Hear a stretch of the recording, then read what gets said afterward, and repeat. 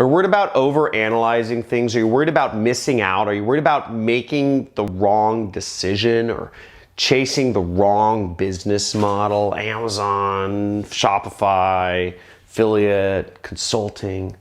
Well, if you are, you're not alone. And those thoughts are totally normal. And in this video, I'm gonna be talking about failure as a way to actually succeed. Successful people fail more than most people. I fail all the time.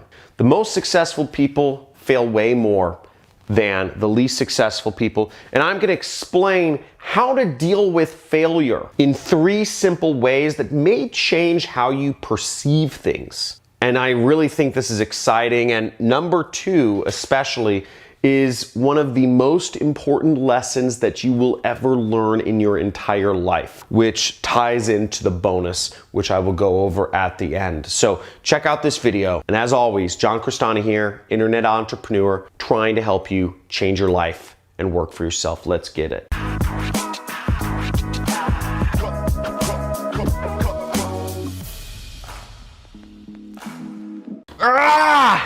I just failed again. Oh, this hurts so bad. I feel so horrible. Look, bro, first off, let me give you some advice, okay? You didn't fail. You just learned a way that doesn't work. You might be like, okay, what's up, wise guy? You're just telling me, oh, it's not failing. It's you know, you're finding, you know, new ways to succeed. You know, that's BS, right? That's the secret, you know, like positive thinking BS, right? Well, let me give you like kind of a new perspective on it, right? First off, come here. You gotta reframe failure first off. We're both logical people here. I'm not gonna give you that positive thinking BS, even though I kind of subscribe to it. But look at the best baseball players, right? Do they hit the ball most of the time? Think about it. No. They fail more than they succeed, right?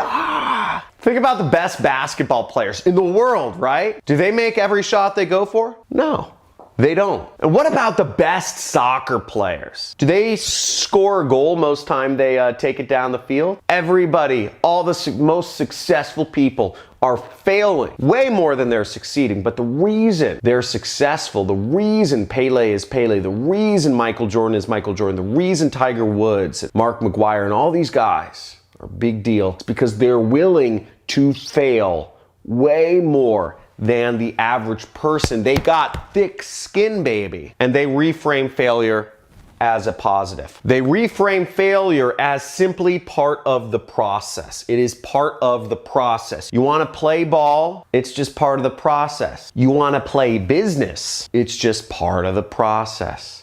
You're gonna have winners and you're gonna have losers. And I've had way more losers than I've had winners, even within my business, even though I make money every year. There are 9 things I do that don't make me money. So I was hiring marketing agencies this year because I was trying to start delegating some of the stuff I'm doing. I hired 20 marketing agencies. A lot of money, good ones. I had criteria, 3 criteria. And I'm only working with 2 of them right now.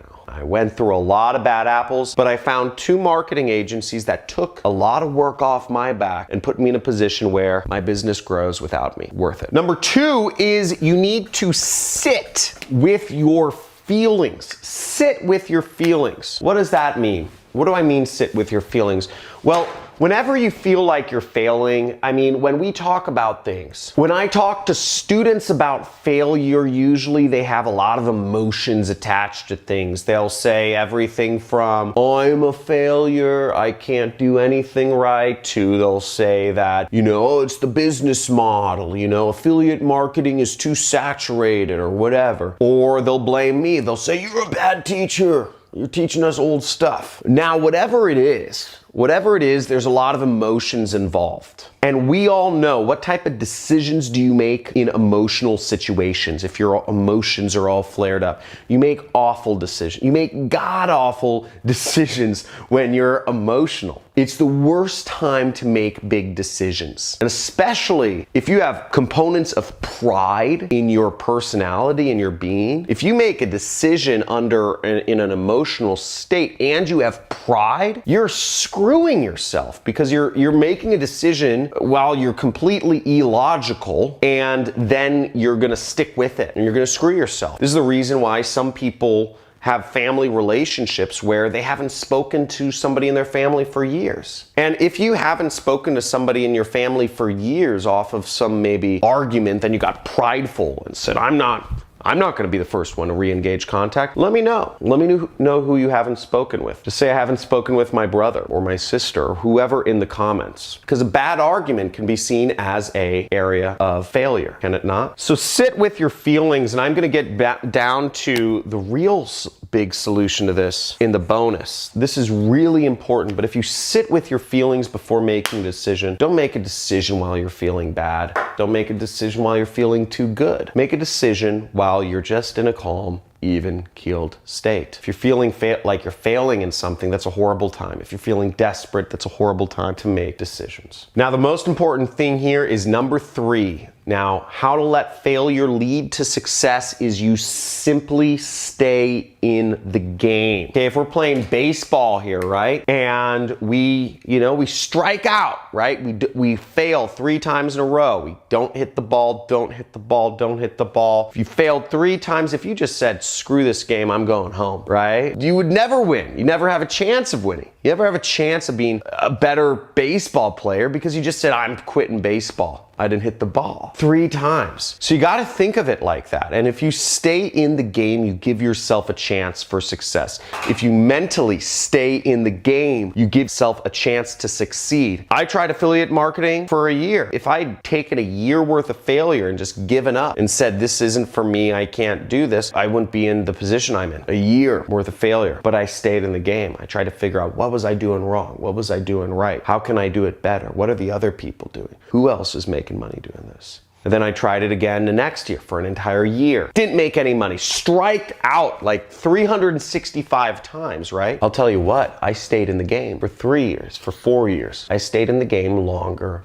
than everybody else. So stay in the game. And the bonus thing is noticing thoughts, okay? I notice thoughts like bubbles. Bubbles. I call thoughts bubbles. Now, most people, they think they can trust every thought they have. Okay, you can't. Let me see if I can explain this. But this is called triune brain theory, okay? So if you actually think of the brain, this part is called your reptilian brain, okay? Let's just call this 1. You have your emotional brain. The reptilian brain was developed millions of years ago. It controls fight or flight reflexes, okay? Fight, flight, have sex, just like a reptile. Very simple things. Whereas number 2, what's called our cortex or something, it's our emotional brain. It's what controls feelings. It's what controls madness or sadness or jealousy, okay? Cats, other animals have the number 2 part of their brain. But the 3rd part of the brain is what's all up in here. And that's number 3. It's called your neocortex. And you can look at all this stuff up. It's called triune brain theory. And triune brain theory, in the neocortex is what controls logical processes. But what happens is under stress, we retreat. We retreat back to our emotional brain first, and then we retreat back to our reptilian brain. If you fail, for instance, then you're gonna retreat back to your emotional brain. If you really feel like you're failing, you're just gonna go in a hole and start,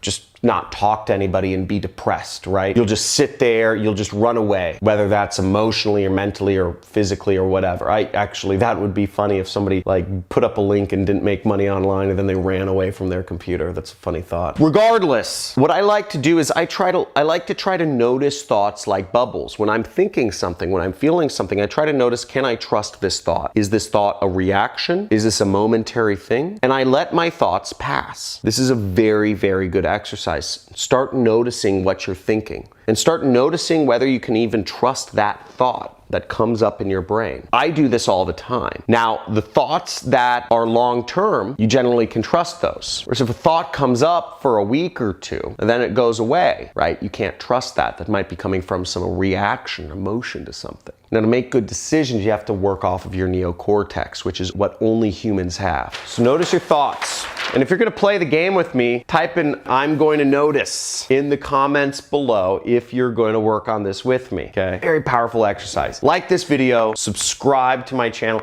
Make sure you hit the notification bell if you learned something from this. If you're looking to make money like I do, check out my playlists on free traffic sources for doing affiliate marketing, which is how I make my money online. And let me know in the chat below which one of these was the most helpful for you. Was it reframing failure as success? Was it sitting with your thoughts and just sometimes letting them happen and notice them bubbling up and letting them pass? Or was it just knowing to stay in the game, that the money comes to those who stay in the game? Let me know. Have a good day. See you in the next video.